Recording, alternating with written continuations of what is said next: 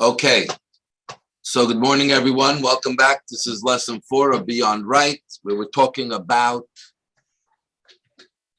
things that seems moral and ethical, but how in Judaism the moral and ethical is as well mandated in many ways, and it comes out in many different areas that the law, the Jewish law, expects us to behave that way, and will mandate it in different types of forms. So today we're going to discuss in lesson 4 beyond personal freedom, meaning the biggest thing in life. And today we talk about in our age the right that everyone fights for, and that we are lucky we live in countries, many of us, that have this right, which is the right of personal freedom, as opposed to many places of old and still places of communism and dictatorship where they don't really have freedom. And even though this is an incredible value and right, which it seems everyone fights for and believes in, the question is, how does Judaism view the idea of freedom? What does it mean to be free?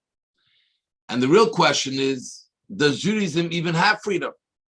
Because as a Jew, we're mandated to follow the Torah and its mitzvahs and its commandments, which are 613 commandments. Though only a few hundred are applicable today, because we don't have the temple. And when we don't have the temple, all the mitzvahs connected to the temple and its service. And even Israel today, many of the mitzvahs in Israel had their full capacity as a mitzvah when there was a temple.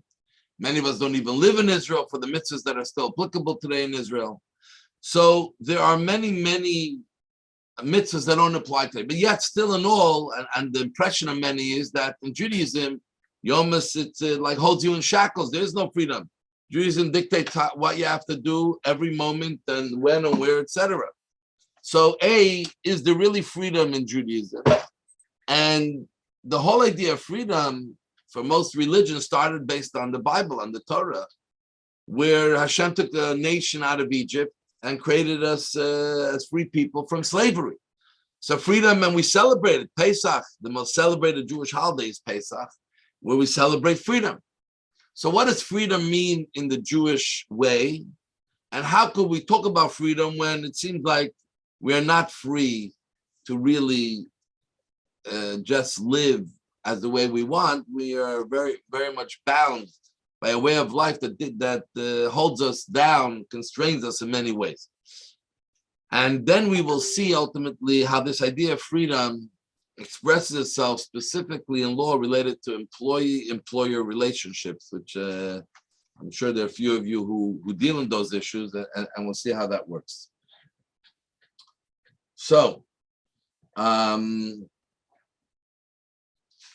generally, before we begin reading, what is the meaning of freedom?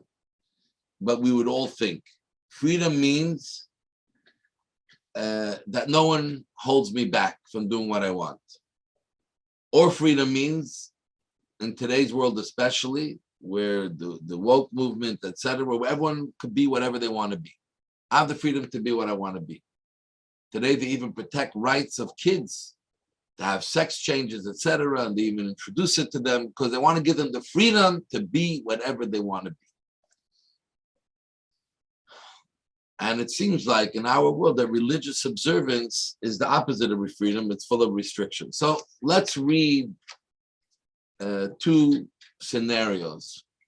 In text number 1, fascinating case from 1867. So there was a woman, there was a couple, a white couple lived in the South where slavery still existed. And they were traveling in the North. I think the case they were traveling in Canada and northern states, and they were in Maryland. And in Maryland, there were laws against slavery. So here there was a couple traveling with the black slave and using her as a slave in a place where slavery was forbidden. And there were protests around these people. How dare they have her as a slave. They want to bring to court. They were staying there for a while. It seems that they should free this slave. So the slave, the woman actually said that no, she's very happy. Her husband and family live in Tennessee, where they come from. She's very, very happy, and she wants to continue to being a slave to this family. They take care of her well, everything is good. She wants to continue to be a slave to the family. I'm not reading the whole thing. You can read it yourself as you have it, or I'm scrolling through it here. So the judge gave a judgment and says that she seems, she's 25 years old, she seems intelligent and capable of judging for herself. And if, even though we mandated freedom, meaning you're not allowed to have a slave, but if she as so wishes to be a slave, that is her freedom, that she could be a slave. And therefore, they cannot get in the way, and she can remain a slave. That was a case happened in 1867. So the question this brings up, the biggest question is, when we talk about freedom, should a person be free to choose to be a slave? Does freedom include that you can choose to be a slave? That's question number one. Meaning, are there limits to your freedom? Or freedom means you can be anything you want, even a slave, that you lose your freedom. So, generally, in the idea of freedom, in the secular view, the idea of freedom, there are two ways of looking at freedom. One way of looking at freedom, and we're going to read it here, from the Stanford Encyclopedia. So what are the two theories of freedom? Negative liberty is the absence, text 2, is the absence of obstacles, barriers, or constraints. Meaning, one way of looking at freedom is that I can have, there's no constraints on me. That's what it means. So it's about the negative, that there's no constraints. If there are constraints, I'm not free. If there are no constraints, I am free. One is negative liberty to the extent that actions are available to one in this negative sense. Positive liberty is the possibility of acting, or the fact of acting in such a way as to take control of one's life and realize one's fundamental purpose. So the other difference, one idea of freedom is that negative liberty means that I have no constraints holding me back. I'm free from. Another way of looking at freedom is I'm free to. I have the liberty and the ability of acting is in full control of my life.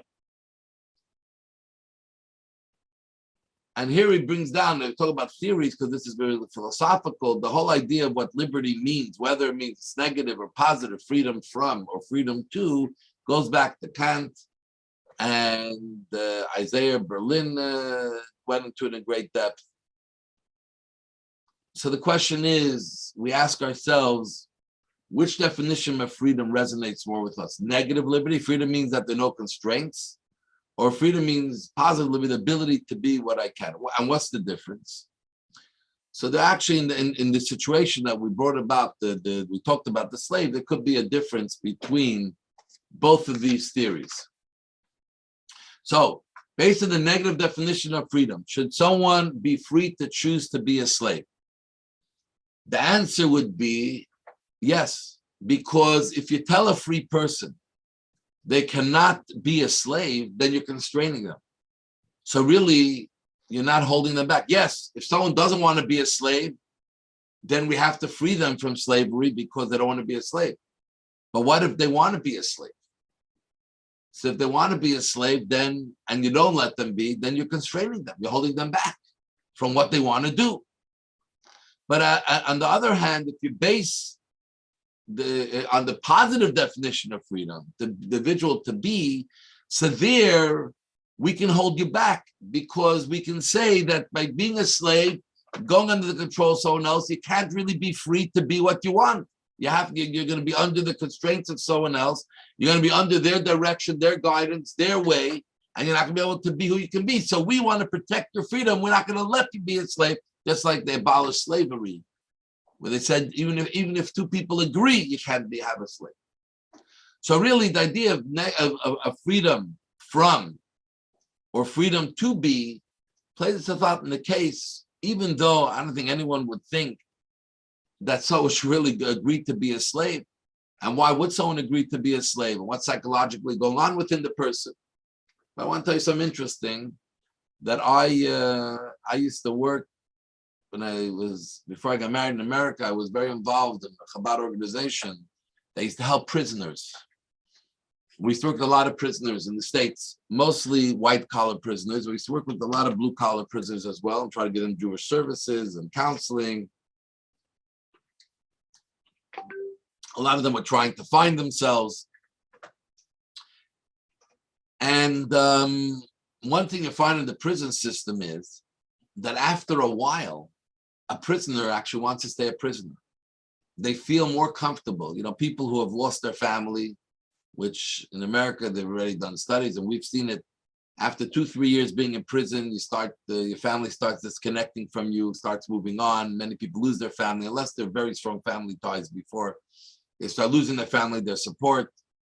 So many people after 10-50 years in prison, they don't want to go back to the free world. They'd rather sit in prison where they know what to expect. They feel a little safer than in an open world where they don't know what's going to be and they have to fend for themselves.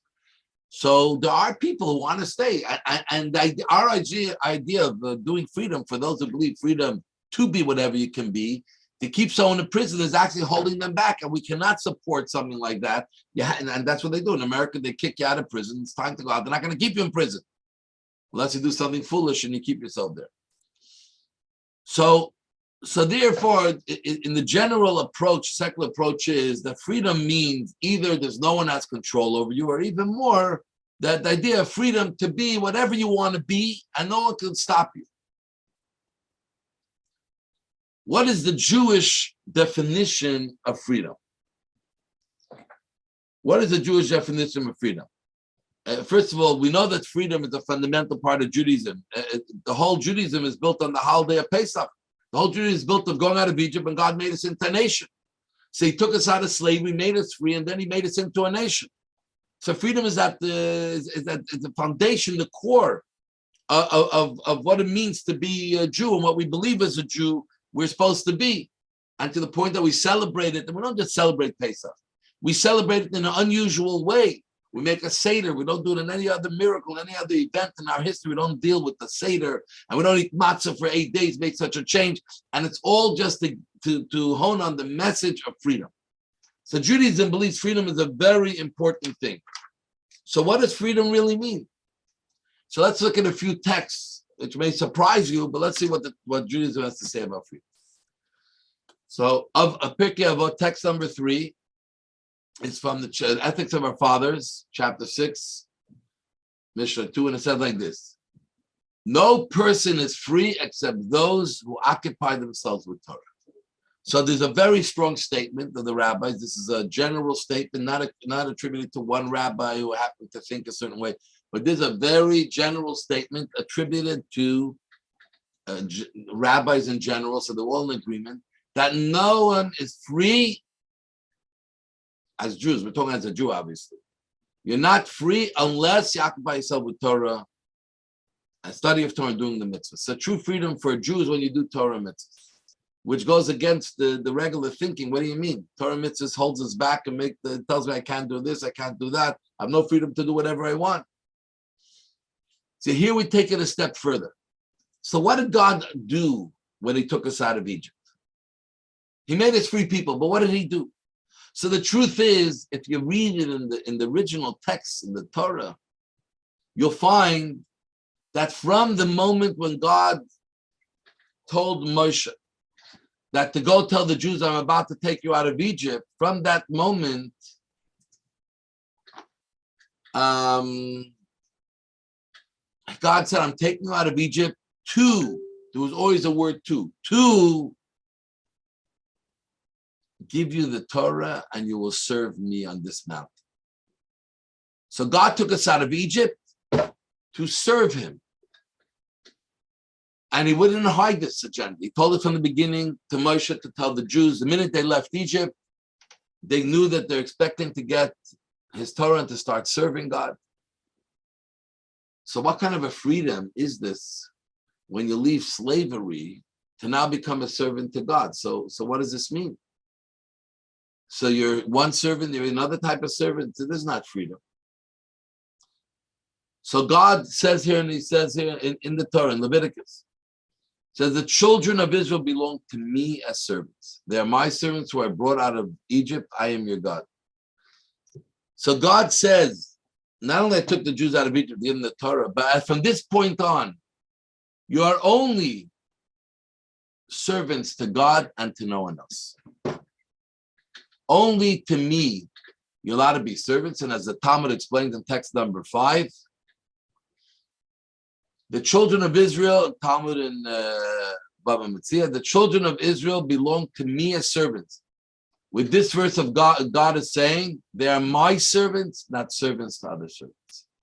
So God is making a statement here that when he took us out of Egypt, yes, he gave us freedom, but part of the freedom was becoming his servants.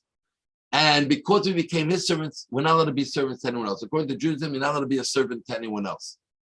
And even though, just a sidebar, if you look in the Torah and Judaism,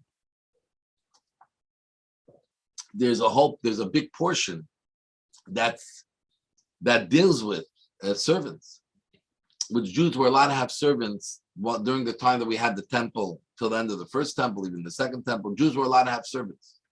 And not so much in the second temple, more in the first temple. Jews were up to the end of the first temple. Jews were allowed to have servants. But if you follow in the Torah we're talking about having a Jewish servant, you will find that what the Torah calls a servant is actually very far from what we think of as a slave and a servant at all. And soon we'll see why. Yes, when you bought a servant, they belong to you for that amount of time, usually 7 years. And they belong to you in the sense, even if they find something in the street that belongs to you, everything they do belongs to you. You don't have to pay them a salary, just have to take care of their needs, eating, sleeping, etc. But still we'll see what it means to have a servant, and how, even though we call it a servant, it's very far from the idea of a slave. And here, to delve a little deeper, what does it mean that we are slaves to God? At the end of the day, the question still remains. So we're not slaves to a Pharaoh anymore. We're slaves to God. We're servants to God. But if we're servants to God, we're still servants. We're not free. So here, the Rebbe in one of his talks explains in text 6 very clearly what it means that we are servants of God.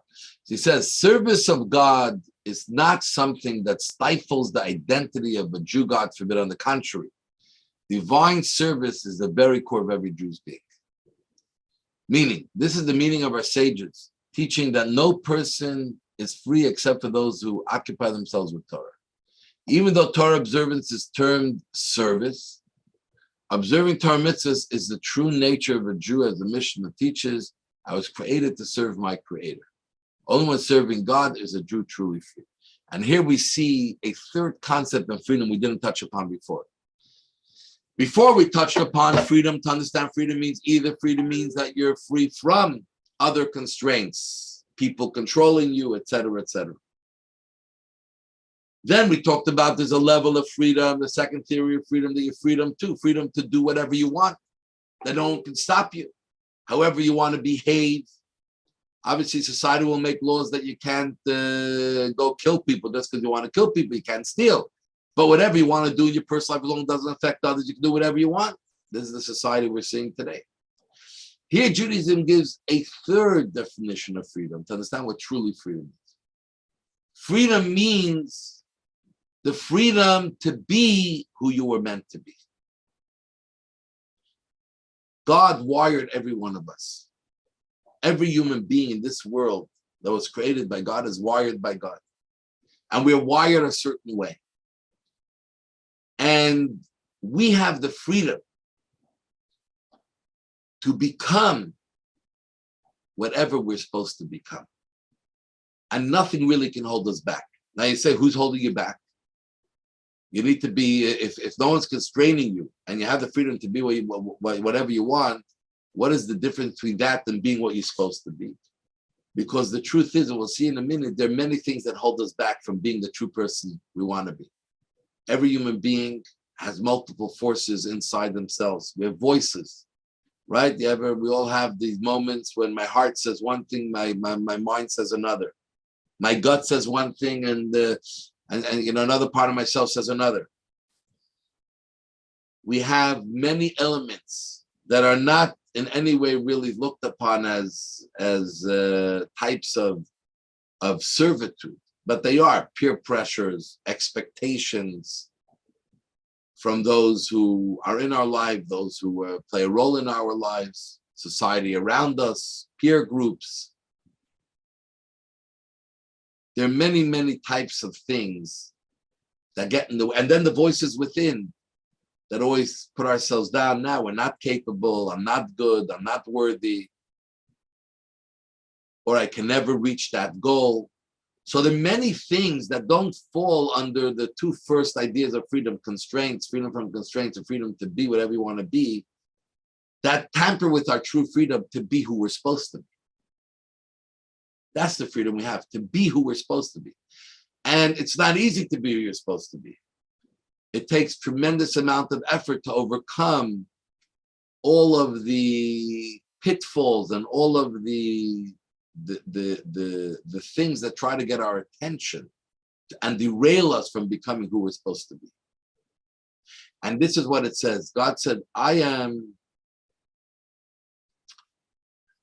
your master, you're my servant. Doesn't mean your service is you're a servant and I'm holding you back, just like Pharaoh held you back. Here God says, you are my servant because under me, you're able to fully become yourself, who you're supposed to be. I give you that ability through the Torah mitzvah. So you're servants to the Torah and the mitzvahs, which give you the Jewish way. For Jews, we're talking about. For the Gentiles, they have the 7 laws of Noah. To become who you're supposed to become. And you are free. Though all these other things get in the way, you're free to become who you're supposed to become. So this is the whole different element of freedom. What freedom means. So freedom does not mean what I think freedom should be, meaning someone not controlling me. I just want to be free, that no one holds, my hands are not in shackles, my life is not in shackles of someone, and that's it. Freedom does not mean just to be whatever I want to be today and no one can get in my way, because that's what I want to do. And the kid tells the parent, I don't care what you say, this is how I want to hear. That's how I'm going to wear my hair. I want to get this tattoo. You're not going to control me. Those are not free things. According to Judaism, that's not freedom. Actually, those things, you're fighting the nature of who you are. Because the nature of a Jew is to do what a Jew is supposed to do. And the proof in the pudding is that when a Jew does any type of mitzvah, whether you're committed to it always or not, it seems natural. It's not unnatural. It's not maybe difficult, may take some discipline, but it's not unnatural.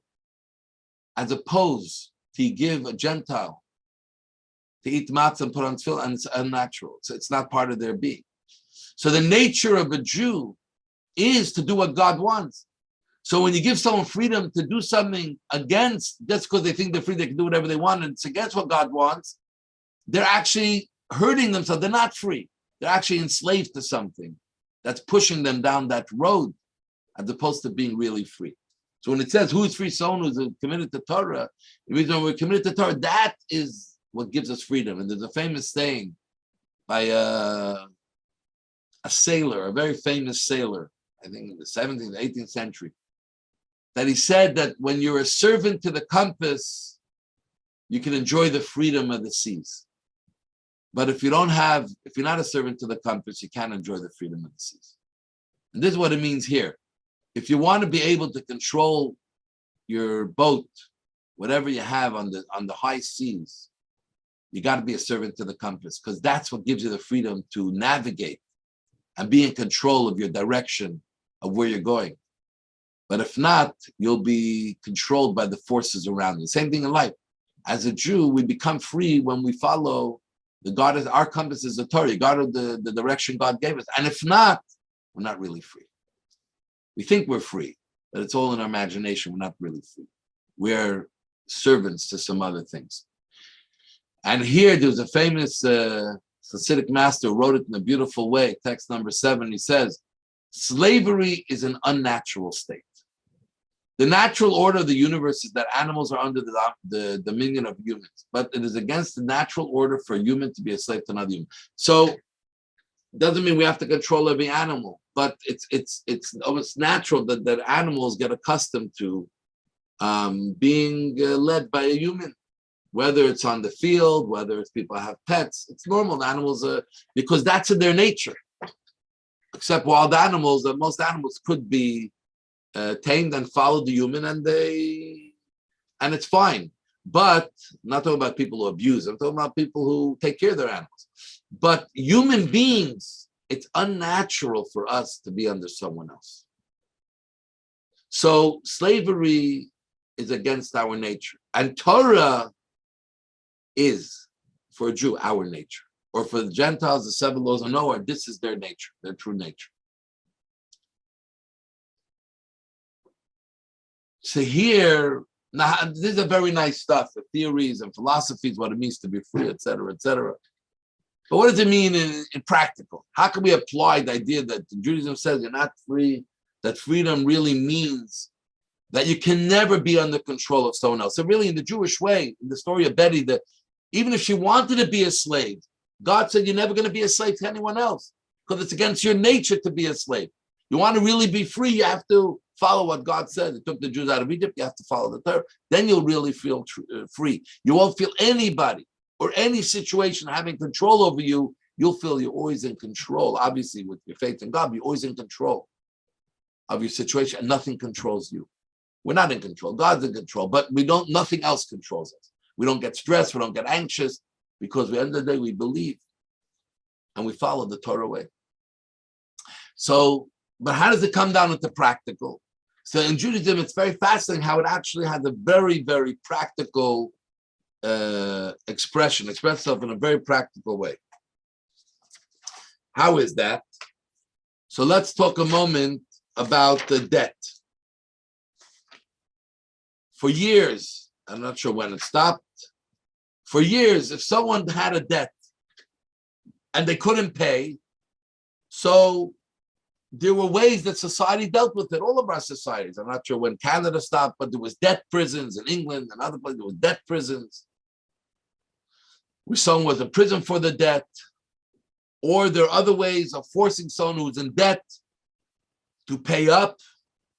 Maybe you can force them to work for someone to pay up. And we'll see here 2 cases, and to see how the Jewish way looking about someone who's in debt to someone else. So meaning, I borrowed money, I owe someone money. How does that affect my relation with that person? What do I become to that person?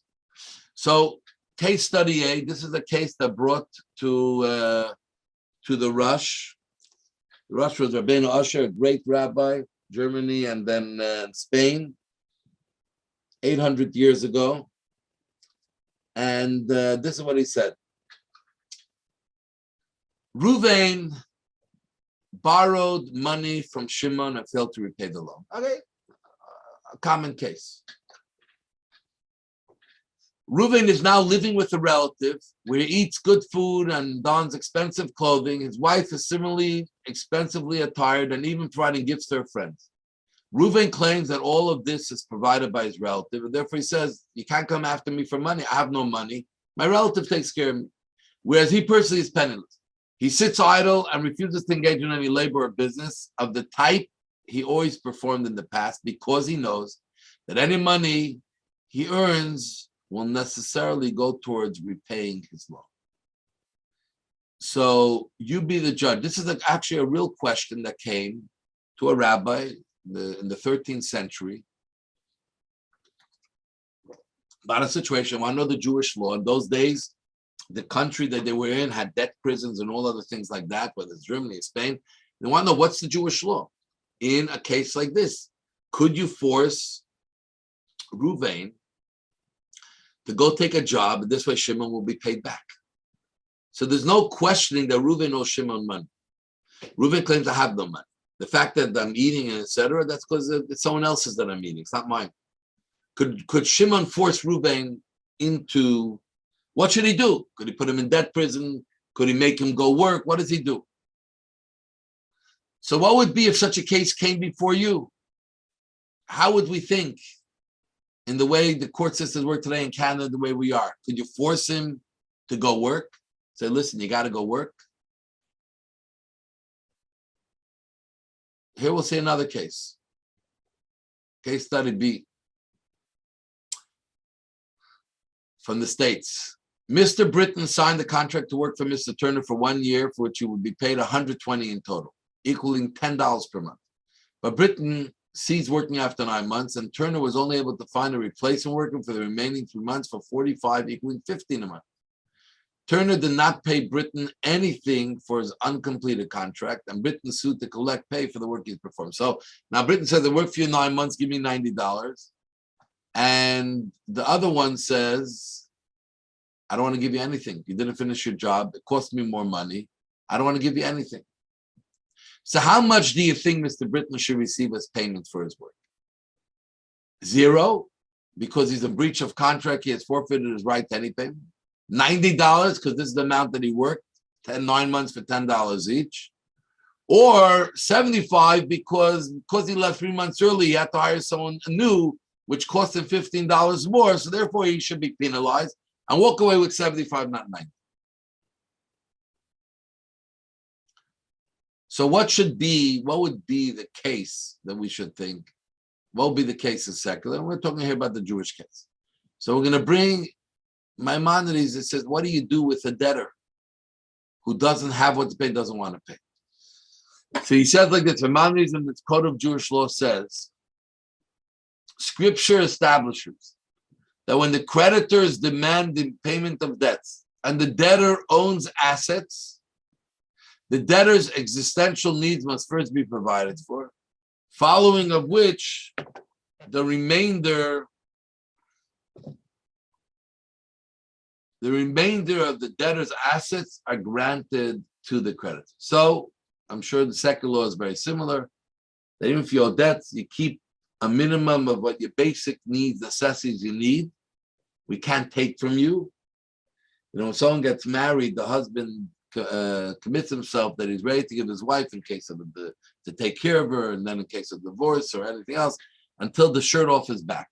Okay, Torah doesn't expect that someone who owes someone money is going to give a shirt off his back. You have to always leave him with something he can be able to live and even make a little living.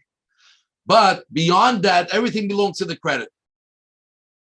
But what happens if the debtor owns no assets? Or if their assets are only sufficient to provide for their existential needs, then nothing can be done to the debtors and they may not be in prison.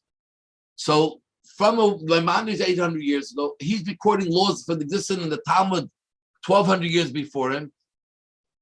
So in Jewish law, we see very clearly, always, in the time when there was debtor prisons and other types of ways that they used to make sure to get their money, and Jewish law says like this, obviously, if you have a debtor, I mean, if you have a debt and you have money, you have to pay. Once you go beyond their existential needs, you have to pay whatever you have from whatever assets, fixed or non-fixed assets. But let's say you don't have, then you can't collect. Now, you can't collect does not mean, in Jewish law, it's very interesting, you should know, doesn't mean you can never collect, it's over. What it means is until he has any assets, he can't collect. Because in Jewish law, there's no such a concept of chapter 7, chapter 11, it doesn't exist. In Jewish law, when you borrow for some money, you can never walk away from the loan and say bankruptcy. It doesn't exist. You always owe the person money. And as long as you have more money than you need to live, automatically we can garnish and we can take that money immediately from you. But if you have no assets, then the creditor can't do anything. Obviously, you still owe them the money. On the books, you owe him money. It never goes off the books. But he can't do anything and can't even have you in prison. He can't do anything. Now, Rabbeinu Usher, now let's go back to the question we asked. What happens if a guy says this guy's living from his cousin's wealthy cousin, he's taking care of him? Why does he go work? He's capable, he's young. Why does he go work and pay me back? He says he has no assets, but let him go work and pay me back. So this is what the rabbi answered in text number 9. The Rabbi answered and he says,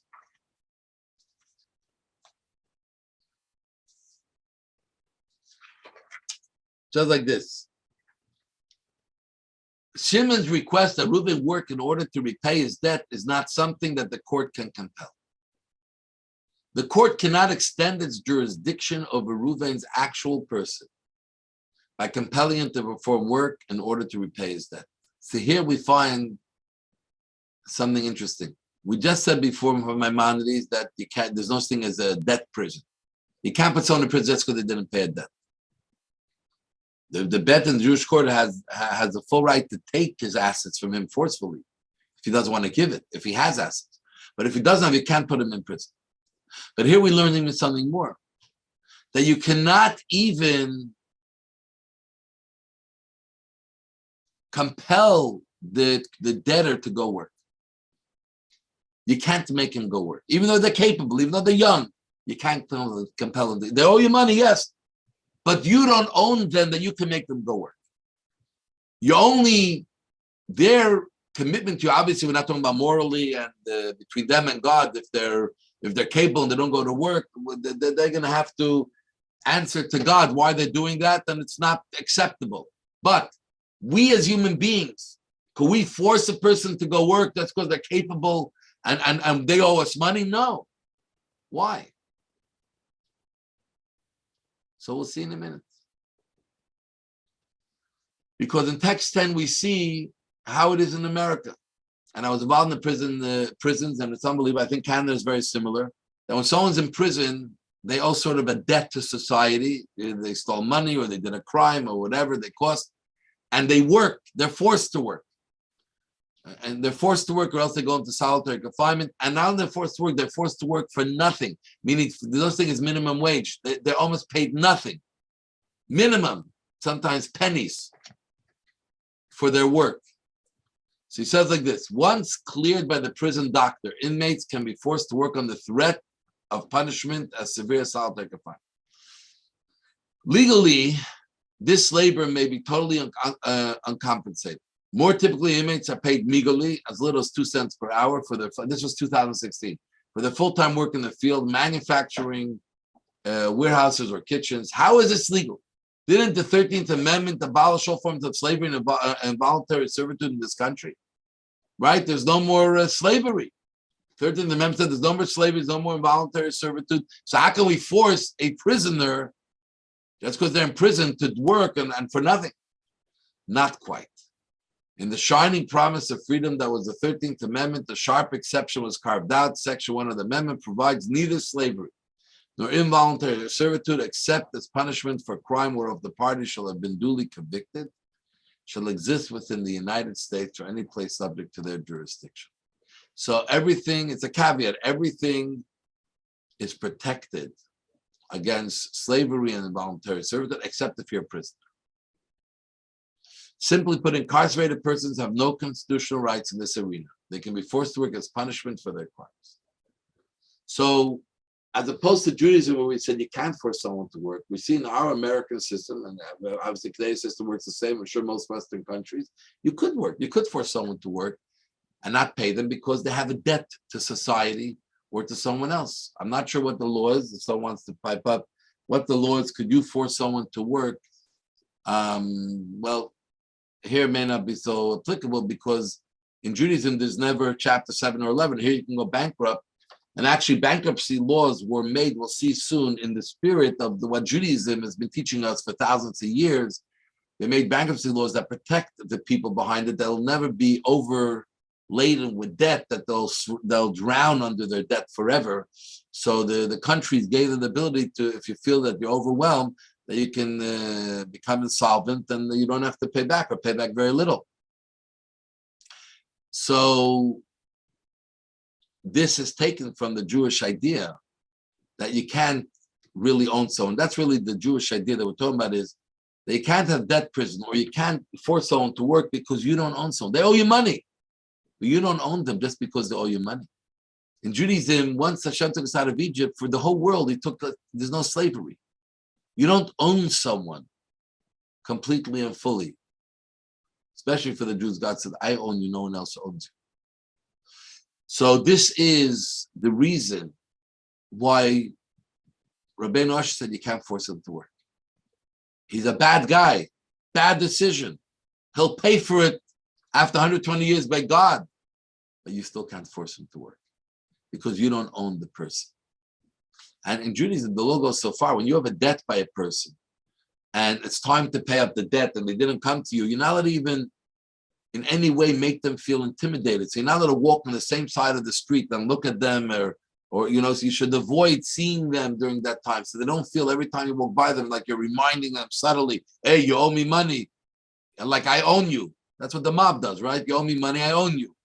But subtly, when we make people feel that when they owe us money, they owe us their life, figuratively, that's servitude. And in Judaism, it doesn't exist. You're not allowed to have that. So here we see in debt prison, text 11, the debtors were sent to jail until they were able to pay off their debts. These were called debtors prisons, the peculiar form of punishment. Indefinite incarceration was the mode of punishment. Sometimes the convicts stayed with their families in the prisons. Families members were free to come and go according to their wish. People were born there, and he says the prison were full of rats, lice, and fleas. He said it was a terrible thing. 25% of the inmates died in prison. This is in England. The debtors were imprisoned and tortured at the pleasure of the creditors. When other countries in Europe had legislation limited to 1 year, England did not have the law. But in 1842, when the Fleet prison was closed, it was found that debtors were there for more than 30 years.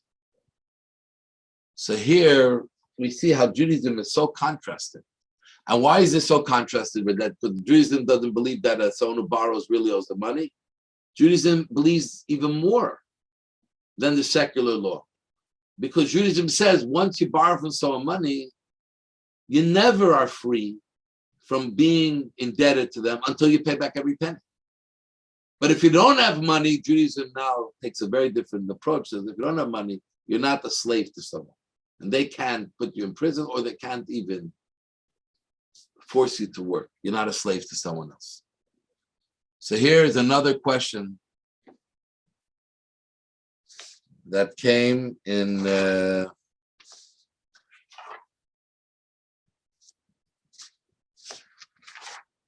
is another question that came to a response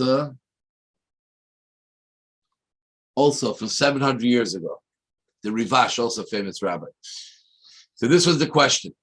Text number 12. Inquiry. Reuven borrowed money from Shimon. In the contract, Reuven put up his personal freedom as collateral.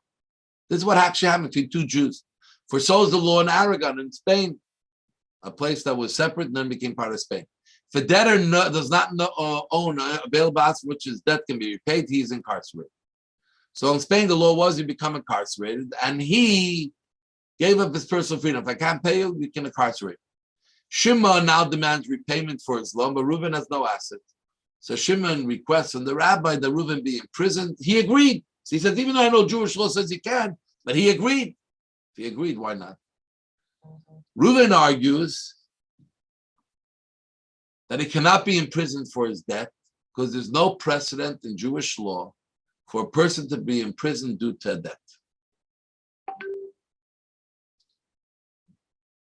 You request my opinion, the rabbi asks. What do I do? Jewish law says he can't, but he agreed. If someone agrees to something, doesn't it mean that he forgoes the protection he has from Jewish law? So the answer is, it's not protection. This is the fact that the Torah says you're not allowed to be a servant to someone, so it's not protection. Jewish law sides with Reuven, with the debtor. A person cannot consent to be incarcerated because when it comes to servitude, to being incarcerated where you're owned by someone else or in servitude as a slave, you cannot consent. You have no right. Your freedom is that you're not allowed to be a servant because God said you belong to me. You cannot belong to anyone else. Because if you belong to someone else, you go against the nature of who you are, and this for all of humanity, and that makes you not free. So in Jewish way, the idea of freedom, meaning that you are free to be who you're supposed to be, override free to do whatever I want. And even in society, we know that someone wants to commit suicide, you can't say, listen, I'm free to do what I want. We try everything to stop them to commit suicide. We don't say, listen, you want to do it, you can do whatever you want. No. So even in society, the concept is there that even though you're free, you can't just free to do whatever you want. Even to yourself sometimes. Forget about if you do something to someone else. That's other, you have to take into account other things. So the Torah states the children of Israel belong to me as servants, from which we derive that they cannot be made servants to other servants. No contract clause can allow for a person to be compelled to work. Like we mentioned before, you're not allowed to even force someone to work, not even in his regular vacation. It goes out saying that no clause can allow for a person to be incarcerated and made to languish in a dark dungeon, even if they agree. So just agreeing, it's interesting, in Jewish law, you're not allowed to charge interest. What happens if two people get together, one wants to take a loan, the other says to the state, I don't want to give you money, but if I make some money from it, so I'll charge you interest. So they both agree they could be charged interest. Are you allowed to charge interest according to Jewish law to a fellow Jew? The answer is absolutely not. Because the law was actually made that even though you agreed to give interest, you're not allowed to charge interest. Because that's what freedom is. Torah gives us guidance. What are the things that works against human nature and against the way we were wired and against the way Hashem made us and against the potential we're supposed to be? And those things the Torah says you're not allowed to. Because if you do that, you're not free. You become enslaved. But when you don't do that, you remain free. And the Talmud says, a worker has the right. Okay, so before we go to the last piece, so here we see by debt, the places are very real. On one hand, Torah is much more stricter when it comes to debt, that you never get off what you owe.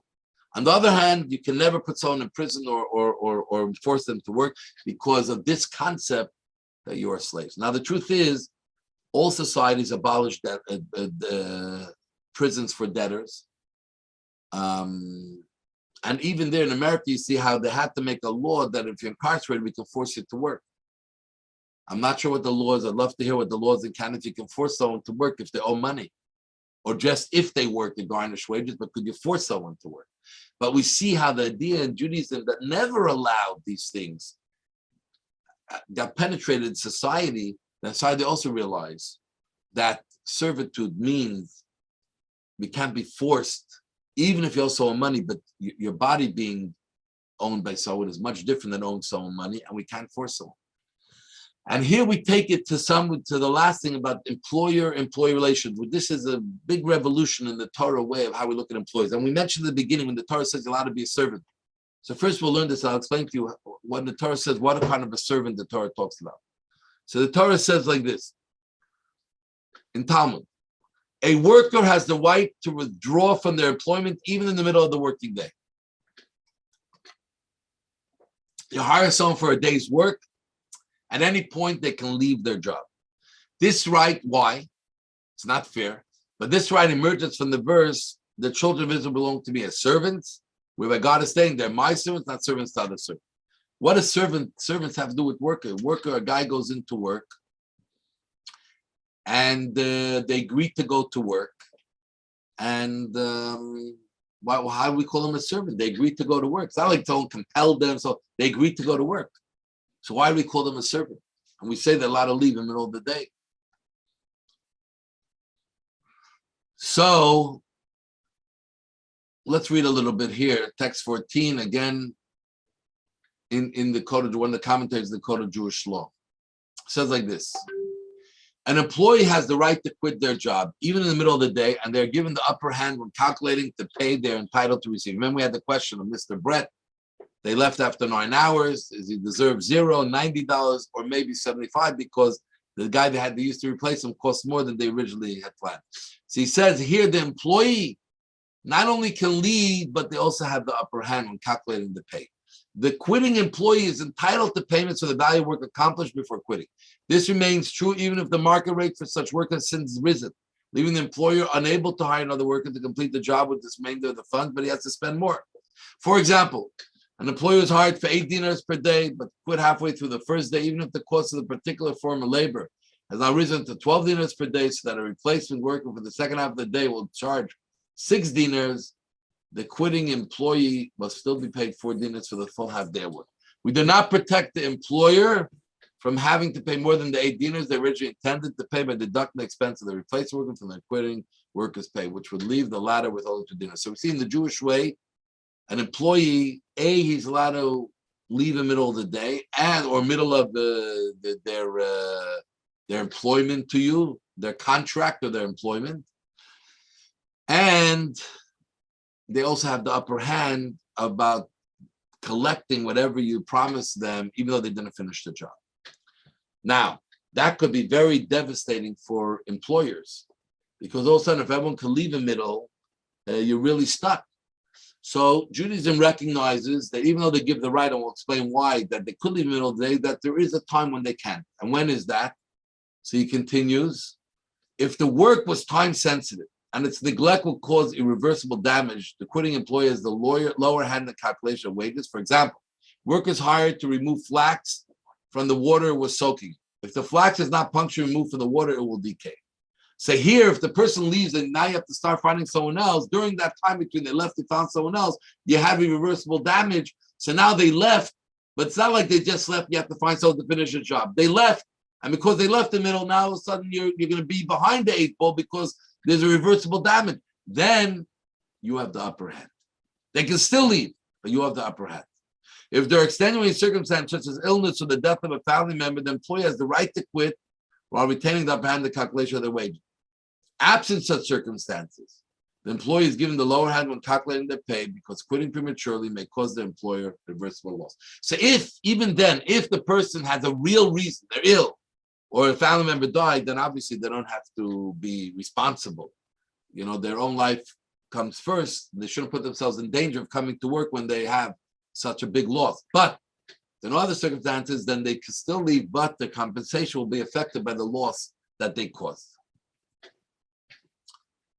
So here, it doesn't make sense. Where does this come from? The whole idea that employee, that all of a sudden the employee can walk off the job. They have the upper hand. Where does this come from? You gave your word. What does this have to do with being servants? So the truth is, and he lays it out here very well, he says like this. What's the greatest benefit in working for yourself? We all know you're in control of your time, you're in control of what you do, you're in control of everything about what you're doing, you're in control if you work for yourself. What's the greatest benefit in working for an employer?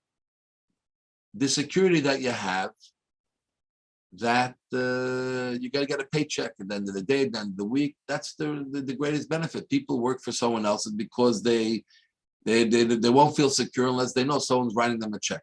They don't feel secure enough to do it on their own. They will need someone to write them a check.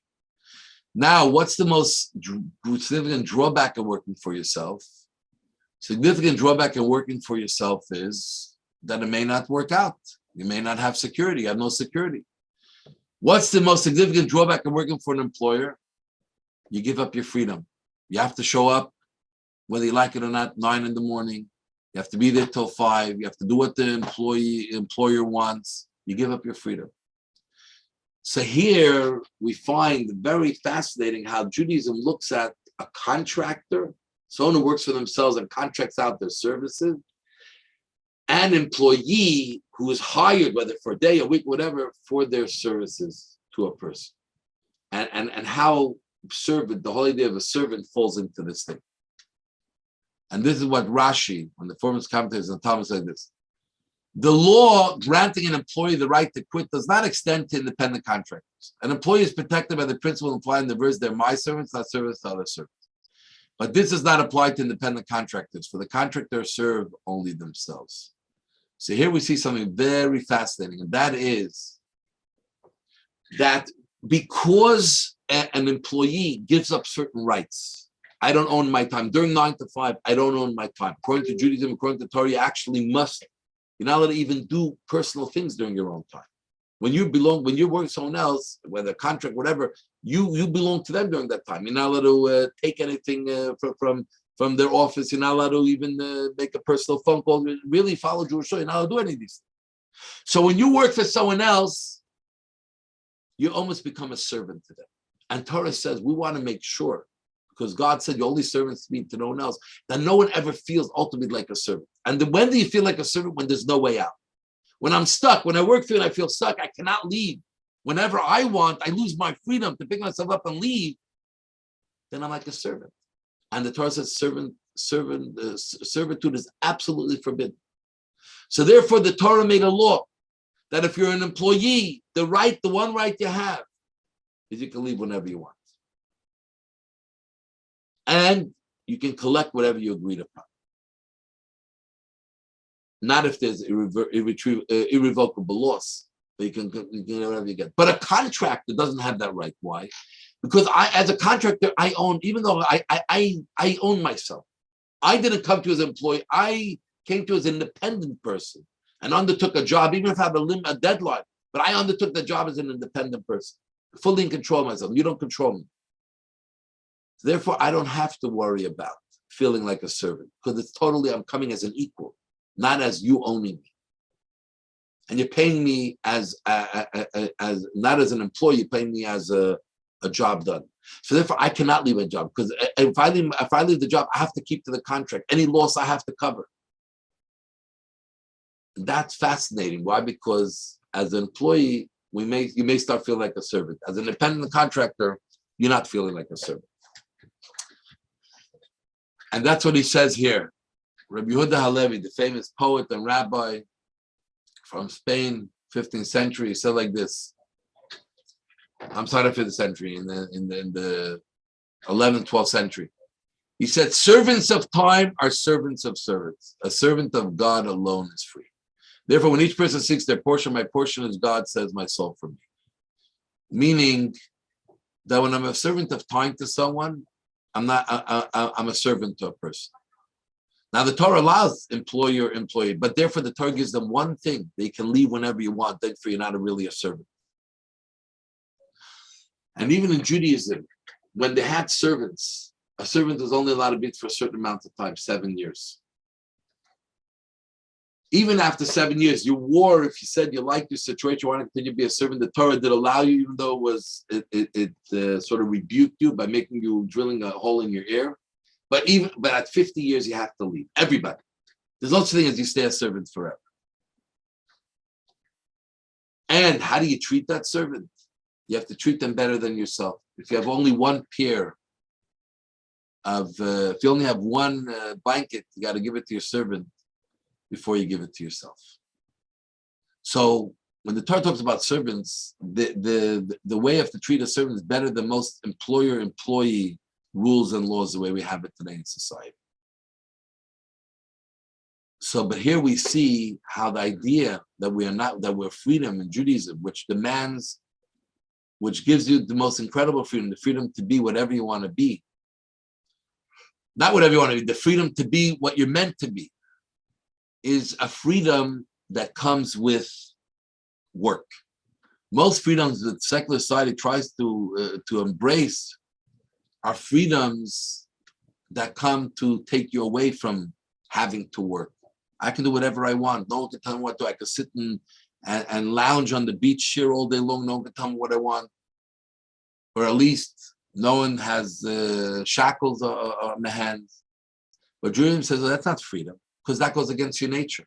Actually, the nature of a person is to work, to be productive. Freedom is to become who you're meant to become. And as a Jew, the guidance is through Torah. But at the same time, the Torah says, once you became servants to God, which open you up, that's what it means, that there's no freedom like someone who has Torah mitzvahs, because that's opens up the highway to freedom, to become who you can become, to overcome every internal and external obstacle. The things that you don't always think about as servitude, like we said before, the peer pressures and the inner voices and the lack of self-confidence we have, and other people around us who nurture us, who necessarily hold us back. And therefore the Torah says, but the Torah takes freedom so seriously that down to laws about debts and about employer-employee is that the person should never, ever feel that they're a servant to anyone else. We're only a servant to God. So the key points, just to finish off, is Judaism teaches that true freedom is living the life we were created to live. This requires freedom from human masters and devotion to God as the one true master, because that opens us up to be able to overcome our challenges, our hurdles, our limitations, and be able to soar high in a true infinite manner. 2, in the past, people couldn't be forced into slavery for failing to repay debts. People could be forced. Even today, prisoners can legally be compelled to work. By contrast, Jewish law is not allowed for anyone to be compelled to work against their will or to be in prison.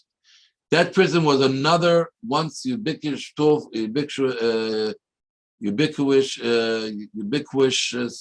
tool for debt recovery. Jewish law has always banned debt prison, even when stipulated in the loan agreement.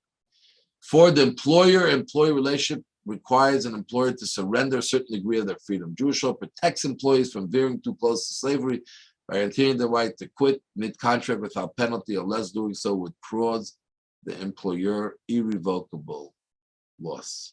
And here, just you can read for yourself if you have it, and Isaiah talks about where it gives even, there's a limit in Jewish law about how many years you can make a contract for. Because even though the employee has a right to quit, but by making a contract too long, in the contract alone already looks like they're serving to you. So here it seems like 3 years is the length of a contract that according to Jewish law you should be able to do, and not more. Very fascinating thing, and there's some other fascinating readings. But just in short, just to finish off, and in short, to really explain what's going on, because I think this is a very powerful lesson in understanding how Judaism views our situation, how Judaism views our idea of freedom. It gives a whole new paradigm shift understanding how freedom is not just to be, but to be who we're supposed to be, but by being a servant to God. The true freedom we get is when we serve God, because God is the one who's laid out to understand what our potential is through the Torah and the rest of the world through the 7 Noahide laws. And once you have that real freedom, you'll never, and that's why it's in our nature never to be a servant. We don't feel comfortable being a servant. You know, in prison, when someone wants to end up staying in prison, it's because they lost their natural sense of balance and equilibrium of who they are. When someone loses their confidence, they loses half their humanity, then they don't want to live. They want to live like something else other than a human. So this is, in short, what it is. I don't know if anyone has any questions. If not, I want to wish you all a great day and only good things. And thanks, and we'll be in touch for next week. Thank you, Rabbi. Thank you, Rabbi. Great, be well.